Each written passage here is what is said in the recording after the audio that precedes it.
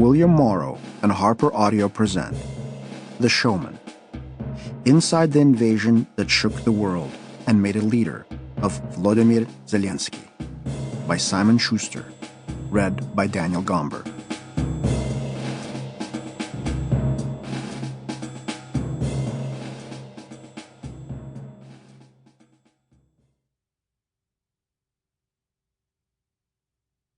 A note before we begin.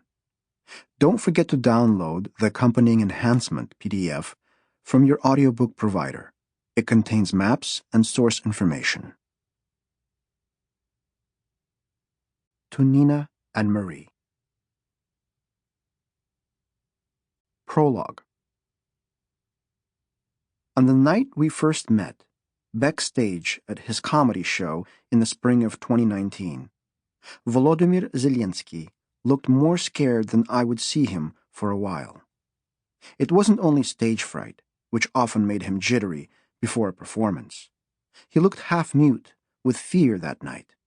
His lip clenched in his teeth, his eyes fixed on the floor as he paced around in his tuxedo, oblivious to the noise and the people around him.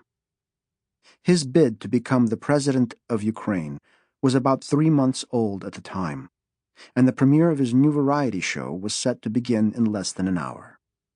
Zelensky would play the lead role, the ringmaster in his peculiar brand of vaudeville, and millions of people would watch the broadcast on television, his medium of choice. For the live event inside the Palace of Ukraine, the biggest concert hall in Kiev, the good seats sold for more than the average Ukrainian earns in a month, and the entrance was mobbed when I arrived. It wasn't only Kiev's high society waiting at the metal detectors to get inside. There were plenty of retirees, hipsters, and office workers, young couples on expensive dates, the full range of the middle class that had formed in Ukraine since the collapse of the Soviet Union. They were all Zelensky's fans. Soon they would become his voters. At the front of the crowd, one of his media advisors, Olha Rudenka, who would ride Zelensky's coattails into Parliament that summer, pulled me through the door and showed me the way to get backstage, where the performers were already in costume. A few looked familiar from their movies, though it was hard to recognize anyone among the mass of producers and backup dancers. The actors jostling near the entrance to the stage, the makeup artists and the lighting techs, the choir of girls with crimped hair and white dresses. The older members of the troupe knew not to bother the star before showtime. "Give him a minute," Rudanka said when she saw me sidling up to Zelensky. "I'll introduce you when it's over." He had a lot on his mind, much more than the night's performance. Earlier that day, someone had called in a bomb threat at the theater.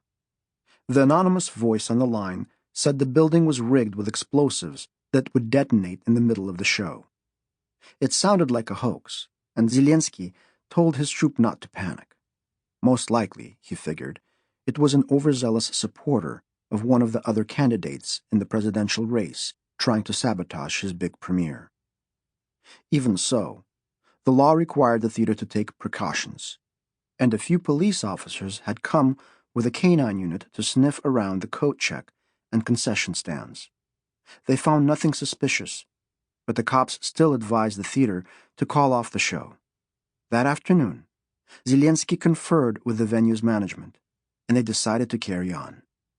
They didn't even inform the concert-goers of the danger. More than 3,000 of them were in the hall by the time I got backstage, enough to start a stampede if Zelensky told them of the bomb threat. So he pretended everything was fine and allowed his audience to enjoy the act in ignorance. Even the performers were not all aware of the danger. Backstage during the show, they sat around on costume trunks between their sketches, eating takeout and raising toasts.